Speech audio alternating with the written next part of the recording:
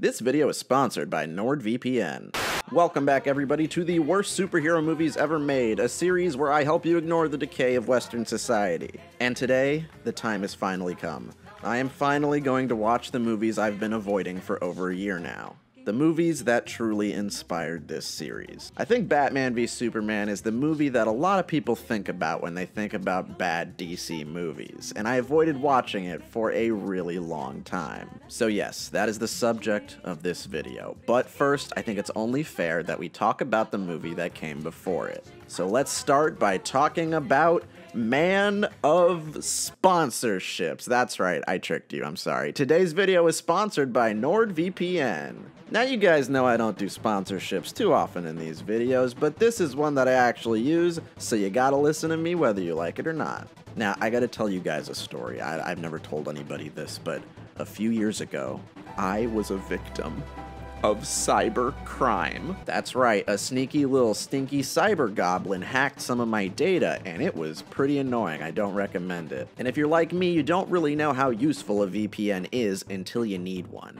If you use your computer or even your phone out in public without a VPN, it's basically like driving without your seatbelt. And if you do that, I'm gonna tell Elmo that you haven't been paying attention to his lesson plan. The way it works is that if you're ever out using Wi-Fi that isn't your usual Wi-Fi network, you're actually super exposed, and it's really easy for people to do whatever they want. And you know, just between you and me, I've used other VPN services, and they've not really been as user-friendly. I found NordVPN to have a much nicer interface, and switching servers is much more simple. And right now, you guys can take advantage of a limited-time Black Friday deal. Right now, you can get 68% off of a 2-year plan, plus 4 additional months free if you go to nordvpn.com/cosmonaut, or use code Cosmonaut at checkout. Keep in mind also that VPNs let you do some fun stuff like bypassing region-locked content. If you're in America, you probably know that we don't get to watch Ghibli movies on Netflix, but if you have a VPN,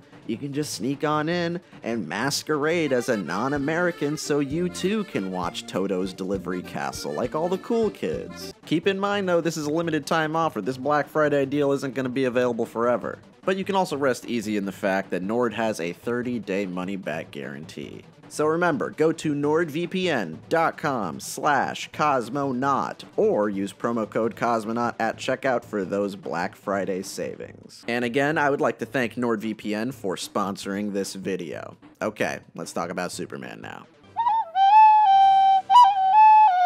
Man of Steel is a weird movie. I'm gonna be real with you guys. I don't even think Man of Steel is that bad. It's not good, but compared to the shit that comes after it, it's at least semi-watchable. But the biggest problem with this movie is that it feels wrong. It shows a fundamental misunderstanding of the Superman mythos, a character that has been a part of pop culture for a freaking long time, okay? I think the amount of people who actually get Superman is relatively small, and I've talked about this in my DC superheroes videos, so if you haven't seen that, go watch that, because I don't want to repeat everything. I got shit to do. You've seen the length of this video. It's already long enough. Now, I've been saying this for years and years, but Superman isn't as lame as everybody thinks he is. But movies have always portrayed him in one of two ways: as a boring goody two-shoes Boy Scout narc, or as an emotionless alien demigod that's masquerading as a human without acting like one. And that second one has been popularized by these movies. And that's because of the director of these movies. See, Zack Snyder says he likes comic books, but to me, he's always seemed like the frat bro who reads Watchmen and says, "Bro, you gotta read this. It's not like other comics. It's got sex in it." But let's start by doing something that I don't usually do. I'm going to compliment him now. 300 is a pretty cool movie, and I'm not afraid to say that. I've said it before plenty of times. 300 doesn't completely ruin the source material, because it's already just a comic about people punching and kicking each other, so like he's pretty good at that. I would agree with you. I think 300 is his best, like, most iconic movie. Snyder is really good at looking at shit at face value, and something like 300 is not complex. It's very hard to fuck this up. And that's all the compliments that he's getting right now, so it's time to make fun of him again. Zack Snyder doesn't understand Watchmen. Now, a lot of people actually like his Watchmen adaptation, and I used to be one of those people, but nowadays it kind of ticks me off. Snyder looked at a story that to some degree satirizes the glorification of comic book violence, And he made a dumb action movie that glorifies violence. I had a buddy who tried getting me into normal comic books, but I was all like, no one is having sex or killing each other. This isn't really doing it for me. I was a little broken that way. So when Watchmen came along, I was like, this is more my scene. I don't know, to me it doesn't sound like he actually gets it. So let's take the guy who doesn't understand Watchmen and give him the rights to make Batman and Superman movies. I'm sure he'll do a great job. I'm like, okay, no, Batman's cool. He gets to go to a Tibetan monastery and be trained by ninjas. Okay? I want to do that. But he doesn't, like, get r***ed in prison.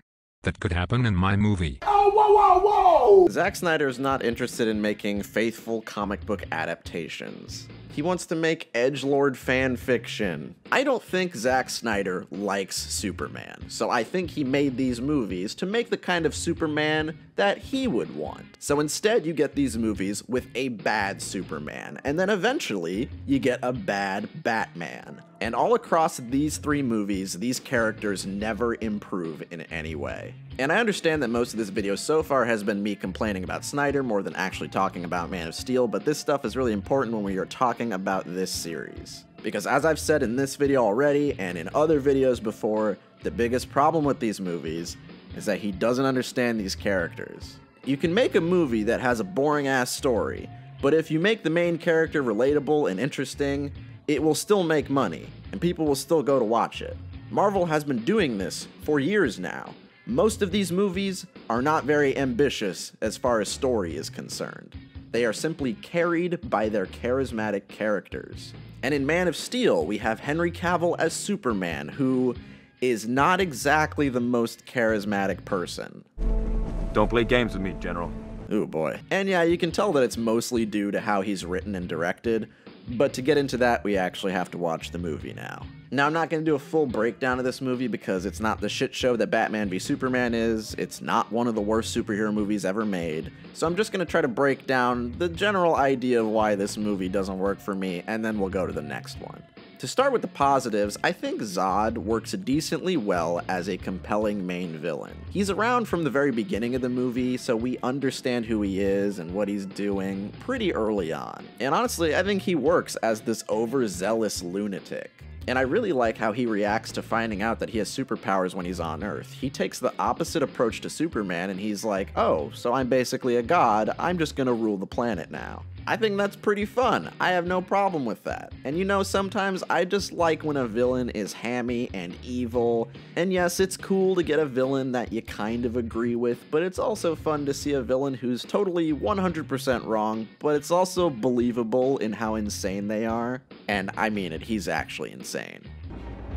I will find him! Also, Michael Shannon is the only actor in this movie who seems to be trying even a little bit. He's the only person here showing a shred of emotion, so I'm gonna have to appreciate that, even if that emotion is insanity. And the scene of Superman flying for the first time is kinda cool. Snyder's really good at montage scenes like this. Any scene where the main character isn't talking has like a 10% chance of being decent. And we're gonna see something like that later too. However, when you actually think about this scene for more than 10 seconds, it falls apart, but we'll get to that later. As for the things in this movie that I don't like, we have basically every other thing in the movie. To start, I hate the way Zack Snyder directs some of these scenes. Every single scene has shaky cam, and it's pretty disorienting. Even just a scene of two characters having a normal conversation is going to have shaky cam. The action shots also employ other handheld camera techniques, and it's never motivated by anything other than the fact that it looks cool. Why does this scene of an outer space battle look like it was shot by a human on Earth without a tripod? I don't know, bro, it looks cool, shut up. And I hate that he does this hand cam quick zoom for everything. He uses it so much in this movie. Stop using it in every scene. Extreme close-up! I think the designs in this movie are some of the worst I've ever seen. Like, Superman's suit looks like shit, and I hate how it's this dumb, futuristic alien mesh. And that's not the only thing that's ugly. All of the alien technology suffers from Michael Bay Transformers syndrome, where it just kind of looks like a mess of gray metal. There are also some other questionable design choices. That's a penis! Oh, and also, the movie itself is kind of boring. because it's too long. The opening scene is a good example of things being too long for no reason. I don't need to see Superman's dad flying around on a dinosaur and doing karate. I know the planet's gonna blow up, let's just speed it up. The movie is also 2.5 hours long, and if you look at the plot, it's kind of hard to understand where they're filling this time up. Because it's not a complicated story. Superman lands on Earth, he grows up, he finds out who his family is, immediately after Zod shows up, and he fights him for an hour. The last third of this movie is just blind mass destruction and violence. It's basically a 60-minute long Dragon Ball fight.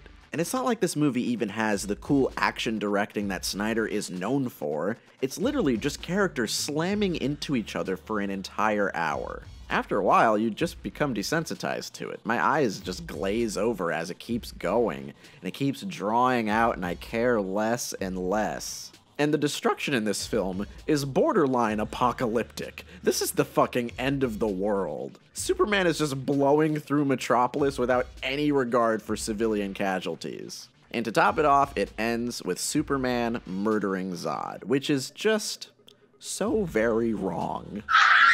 I've already clowned on this scene before, so I'm not gonna repeat myself too much. If you're strong enough to snap his fucking neck and leave a shockwave afterwards, then why don't you just aim his face somewhere else? You didn't even try! But the reason this sucks starts at the fundamental misunderstanding of Superman as a character.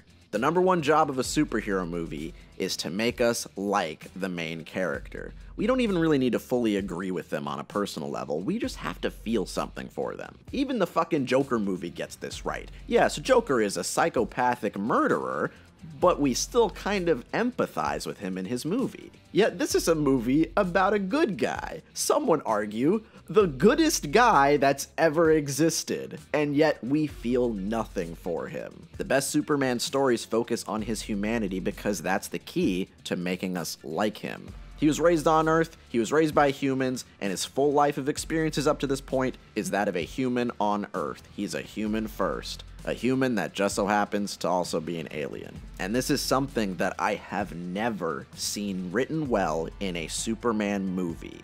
I think the laziest shit that you can do with this character is compare him to Jesus. And that's all Zack Snyder does. Do you get it, guys? What does this remind you of? For a movie like this to work, you just have to make us relate to the superhero. And it's really not that hard to do if you just try, but this movie doesn't even try to do that. Take this simple scene of Clark washing up on shore after saving people in the beginning of the movie. He doesn't have any clothes, and he just sees some clothes lying around. Clark finds the unattended clothing outside, he takes them, and he continues on his way. But what if we take the opportunity to have a cute character moment that's specific to Superman? I personally don't think Clark Kent would steal clothes even if he really needed them. I could see him awkwardly going up to the door and asking for the clothes. This would be a cute chance to have some fun dialogue showing that Clark is nice almost to a fault. Oh, sorry, I forgot. That scene would be too long. We have to have a short scene like this one because we spent the first 20 fucking minutes of the movie on space battles and dinosaurs and karate. Who wants to waste time focusing on boring character development? Who cares about that? Hey, by the way, did you know that Superman's hair is too thick for normal razors? He actually has to use his laser vision to fry the hair off of his face. Oh, and it looks like Clark Kent has a beard in this movie.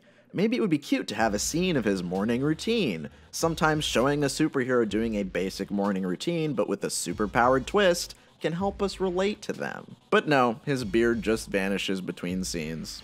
We can't waste time on shit like that. We have to get to the action, baby. In this movie, while we are being introduced to Clark Kent, we see him attempt to stand up to a guy who's harassing a waitress. Clark then gets bullied by the man and gets so embarrassed that he goes outside and does this to his truck when nobody is looking. This is pretty fucking sinister. Clark Kent doesn't exact revenge on people in petty ways like this. The first time I saw this movie, I really thought that this guy was going to try to punch Clark in the face and then like break his hand or something, and then Clark would be embarrassed and apologetic. And I don't like implying that I can write these scenes better because I'm not a screenwriter. I don't want to write a movie. But these are just alternatives that pop into my head when I see something that doesn't seem right to me. This doesn't feel right for Superman. Now, about an hour into this movie, we see that Clark accepts his role as a superhero, but by this point, we don't know anything about him as a person other than the fact that he wants to do good, which is a trait that every superhero just comes packaged with, so it's not really that special. Seeing him fly for the first time uninhibited may look cool, but it kind of feels hollow because we don't know this person. And after he becomes Superman, we don't get any scenes of him saving people or doing anything Superman-like. We don't get to see him be Superman. It skips the part where the superhero does superhero stuff, and it goes straight to the final battle. I'm not lying. This movie basically is an intro flashback leading up to Superman becoming a superhero, and then the final battle begins. This makes it even weirder in future movies when the characters in this world see Superman as a hero, because as far as I'm concerned, he's a war criminal. The first thing he does when he is publicly revealed is destroy the fucking city. He destroys the local 7-Eleven, the local Sears, and the local IHOP, and that kind of domestic terrorism would never be forgiven. Hell, sometimes getting the main hero right is as simple as understanding their parents or their mentors. And in this movie, his dad is so fucking obsessed with Clark hiding his identity that he dies for it. No, stop, my invincible son. Do not save my life. A core value of Jonathan and Martha Kent is that they encourage Clark to use his powers to help people. But in this movie, Jonathan Kent tells Clark that he should have let children die as opposed to revealing his powers. What was I supposed to do? Just let him die? Maybe. What the fuck? Can you picture Aunt May or Alfred saying that shit? Oh, you should have let those kids die instead of revealing your secret identity. And another way that I think you can easily get people to like Superman is to make Lois Lane work. If you can do a superhero romance really well, people will react well to it. Just look at Spider-Man and Mary Jane. People fucking love those two together. But a lot of the Spider-Man movies do a really good job of making sure that the two main actors have chemistry together. But this movie has more scenes of Lois fucking around and doing boring-ass investigative journalism than scenes of her interacting with Superman. And I'm not saying her character has to be tethered to Clark Kent at all times, but if this series wants us to feel anything for them, we need to actually see them talking in some substantial way. For instance, this is the first scene of them together. How romantic. And it doesn't help that Lois Lane is probably the most fucking boring character in this entire series. Her lines are particularly bad. Harry, come on, it's me we're talking about. I'm a Pulitzer Prize winning reporter. Who the fuck talks like this? Now, you might be saying, Marky, you said it's okay for movies to change stuff from the comics, but sometimes you get upset when they make a change. And I didn't think I'd have to explain this outright, but I don't think some people get it.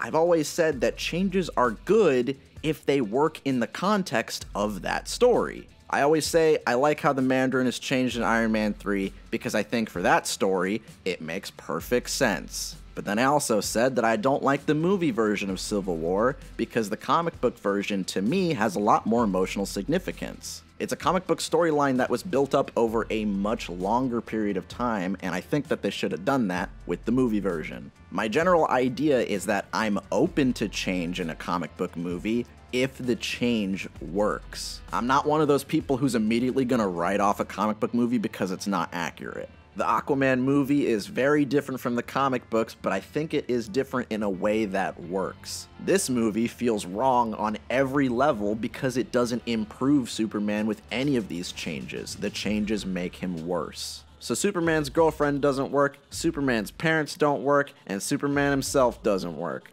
Zod works, but that's not enough.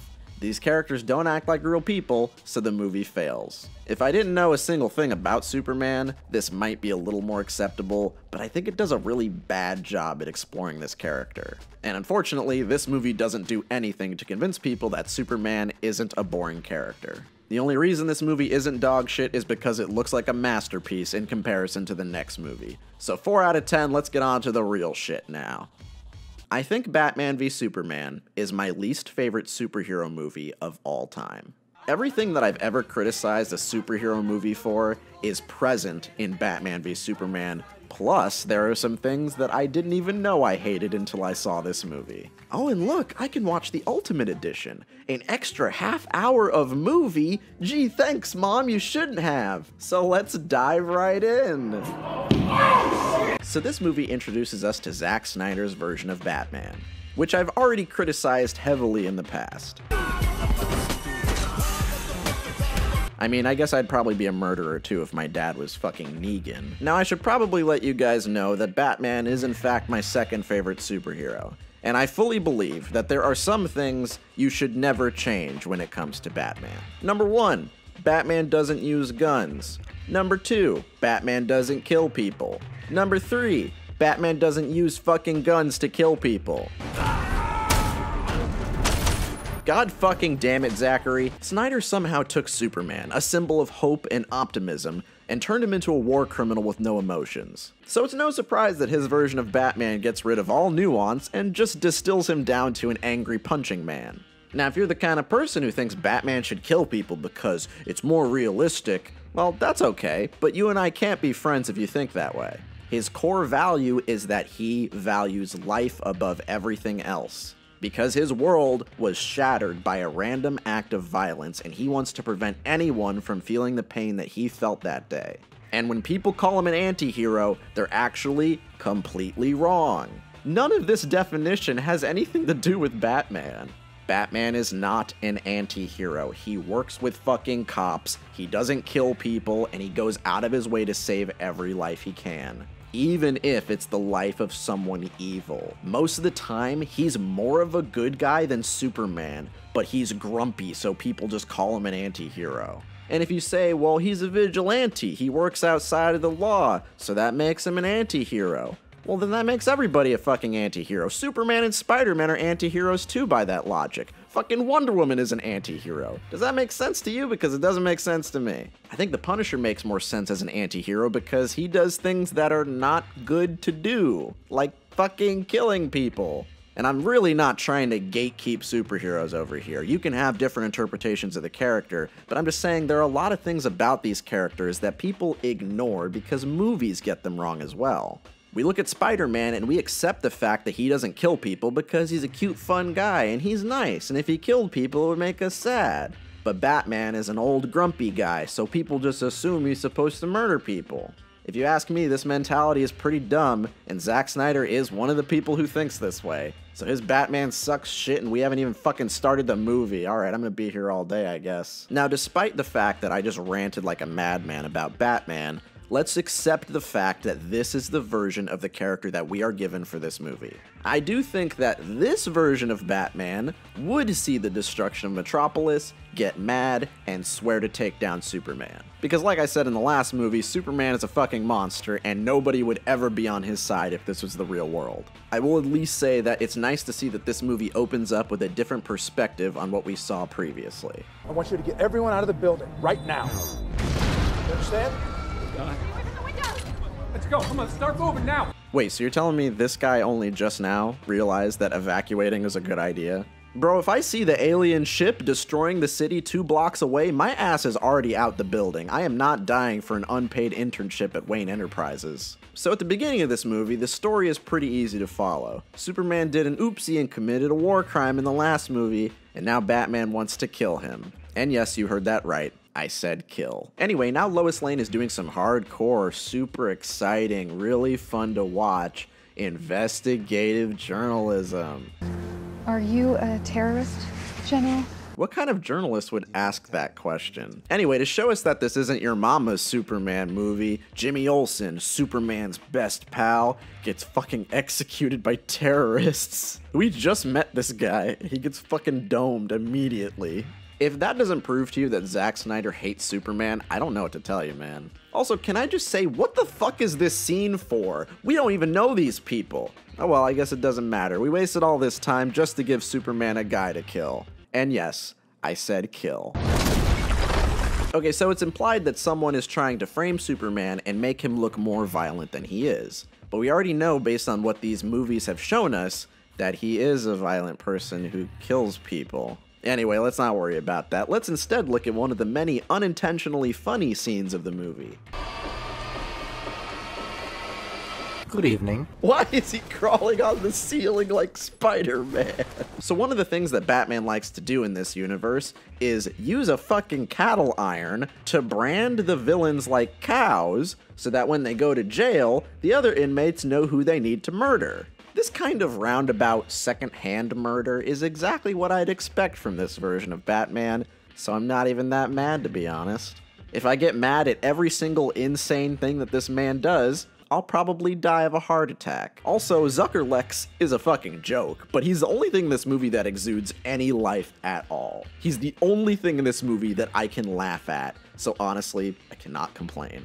Also, now we're like 45 minutes into the movie, and so far, all we've seen is people in desaturated scenes talking about how shitty everything is. I'm not exaggerating when I say that this is the most boring movie I have watched for this series so far. We have Lex Luthor trying to coerce a congresswoman into giving him access to more kryptonite, even though he already has kryptonite. Meanwhile, Superman is sad about people calling him a murderer, and Lois is sad because she's dating a murderer. And all the while, Batman is in his fucking cave planning a murder. At least show me a murder so I can have something to complain about.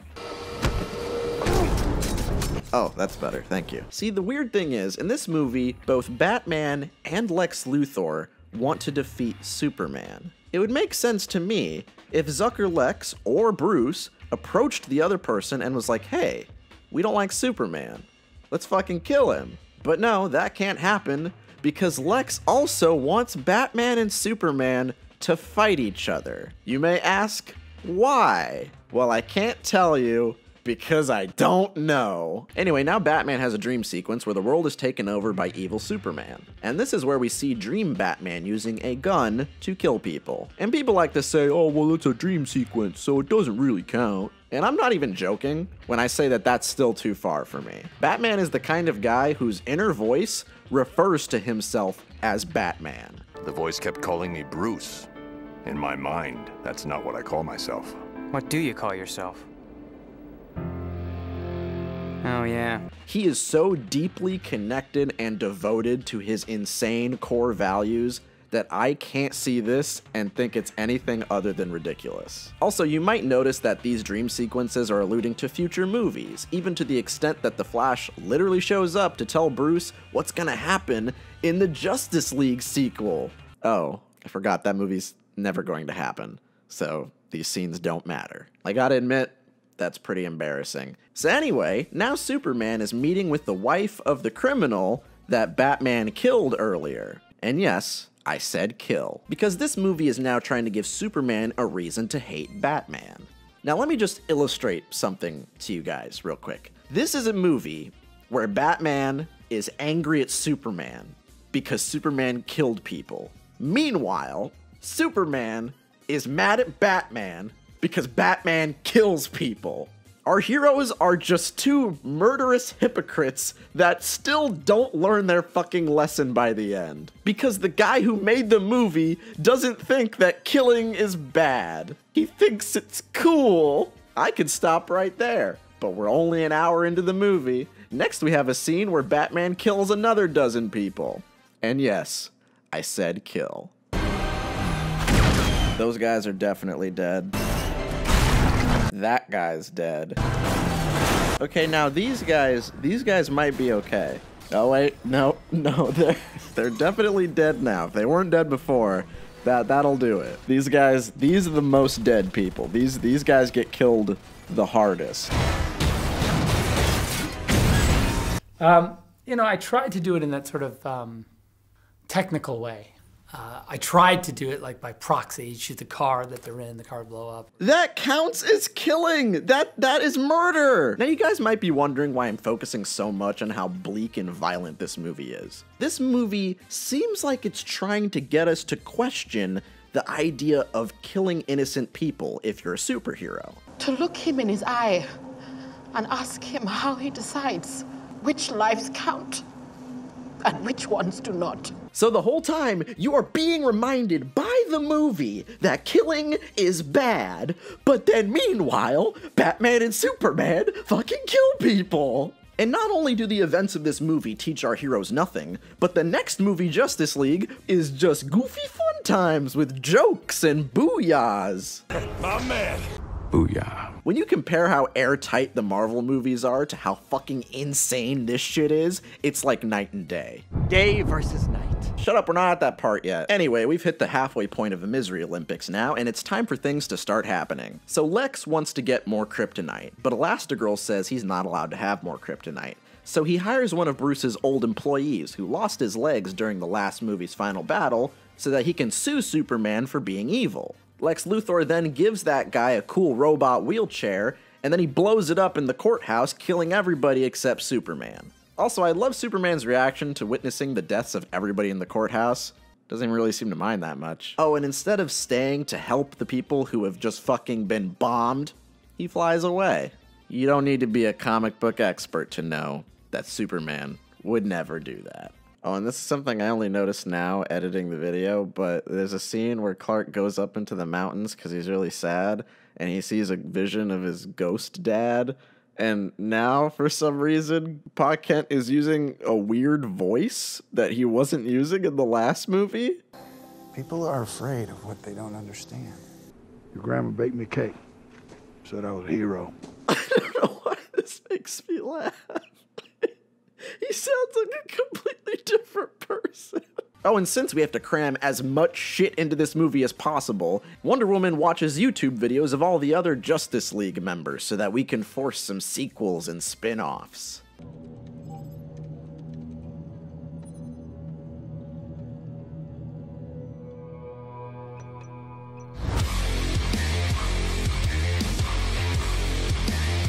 But hey, now Batman has the kryptonite, so he decides to build an Iron Man suit and a bunch of kryptonite weapons so that he can fucking kill Superman. But hold on, cause things haven't even gotten crazy yet. Lex Luthor's fucking 4D chess multi-layered plan also involves taking Zod's corpse, mixing it with his DNA, and creating a monster. What are you trying to accomplish? I've said this before, but I really don't like when a villain's plan is that he can just anticipate anything, because it comes across as the plan just being fucking dumb. What happens if Elastigirl doesn't do any of the things that you told her to do? How does he know that Batman has a vendetta against Superman? How does he know that he even wants to kill him? Did you fucking ask him? Did you call him on the phone? What if Lois Lane just pushes you off this fucking building after you kidnap her and threaten to kill her? What if Superman doesn't save Lois this one time? Also, how do you know that mixing your blood with the corpse of an alien will resurrect it and turn it into a monster? Nobody told you that. You might think that these questions would be answered in the extended edition, but they're not. He also tells Superman, hey, I kidnapped your mom, and you're never gonna be able to save her or I'll kill her. Why doesn't Superman just go save his mom? He could do it like really super fast. We saw him do it in this movie with Lois Lane earlier. I seriously feel like I'm losing my mind listening to this man talk. He wants to expose Superman, but he also wants to kill him and also make him do his bidding. You can't have all of those things. Do you know that? Whatever, doesn't matter. It's time to fight. Time to have the battle that the movie's named after. Pow! Pew pew! Byong! Oh no, Batman's losing. Time to use a smoke bomb to trick the man who has X-ray vision. So fucking stupid. Oh look, now Batman's winning because he farted on Superman. And this scene really reads like it was made by someone who greatly prefers Batman over Superman. Pow pow! Bam! Bonk! Batman wins the fight. It's dumb. I'm not gonna waste any more time on it. However, right before Batman uses the magic alien spear to execute Superman, the dumbest shit in the movie happens. Superman, in his dying moments, refers to his mother by her first name, which causes Batman to realize, oh my gosh, he's literally me. Who the fuck refers to their mother by their first name, especially as your final words before you are being killed? This is the one thing that stops Batman's murder quest cold turkey. he switches to being Superman's fucking best friend so fast that I thought I missed a scene of them actually reconciling. All it took was Superman's mom having the same name. It is truly the dumbest shit that this movie could have pulled. Martha won't die tonight. Stop saying Martha. It just sounds wrong now. Martha, Martha, Martha. Anyway, it's time for the only scene of the movie that I unironically enjoy. I've praised this scene before. I honestly just can't hate it. Because whenever I watch it, I just pretend that it's a really quick Batman short film where Batman just beats up some guys. And I think it's actually the only cool movie Batman fight scene. Yeah, he's being brutal. He's kind of skirting the line of what is and isn't murder. But I just need something exciting, okay? Please let me have this. I also kind of like that he gets his ass kicked in this fight. Like, they use his cape against him. One guy tries to fucking shoot him in the head. But I should clarify that I like this scene up until he beats the last guy in the room. Because after this cool, well-choreographed fight scene, we are reminded that this is a bad movie. Because Batman ends the scene by using a gun to kill a man. This is disgusting. This is awful in every way. And even though the movie feels like it should be ending soon, we actually have 40 minutes left. So it's time to throw in a new villain in the last quarter of the movie. And this is officially where the movie enters the realm of being too stupid to be forgiven. This movie has officially become a bad video game. There's not even anything I can say about this. They're just slamming into each other. And then Wonder Woman shows up, and she slams into him. And then Batman watches because he's just a regular guy. She with you? I thought she was with you. What? You've met her, Batman. She's your friend. You're the one who knows her. You know who she is. Also, I love that on 2 separate occasions we have to have characters say that the places they're fighting in are abandoned. Strikers Island, east of Metropolis. That's uninhabited. Why did you bring him back to the city? The port is abandoned.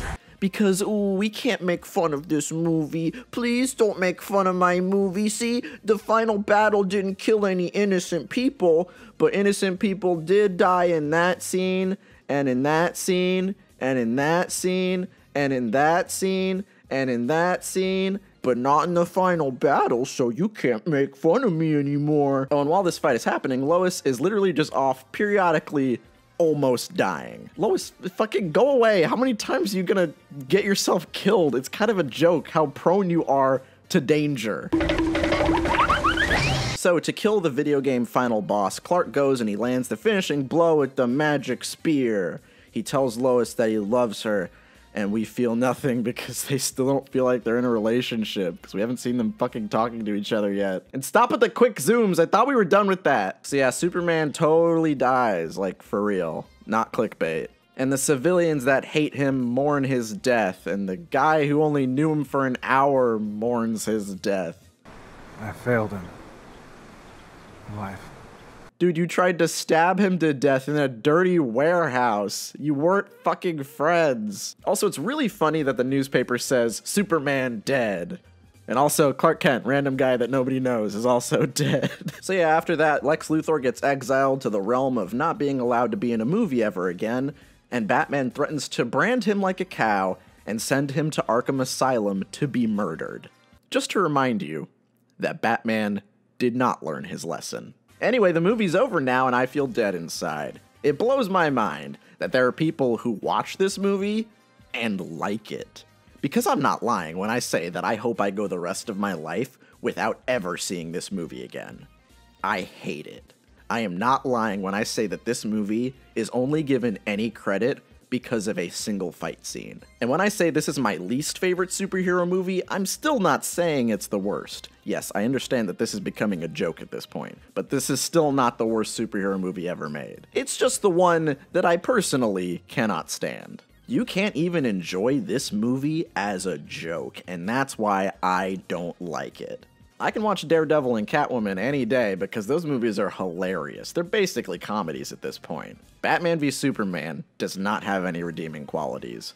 It is not fun to watch, and that's why I personally hate it the most. And yeah, what really fucks with me is that while I hate this movie the most personally, it still isn't the worst movie. So for now, I'm gonna give Batman v Superman: Dawn of Justice a 2 out of 10.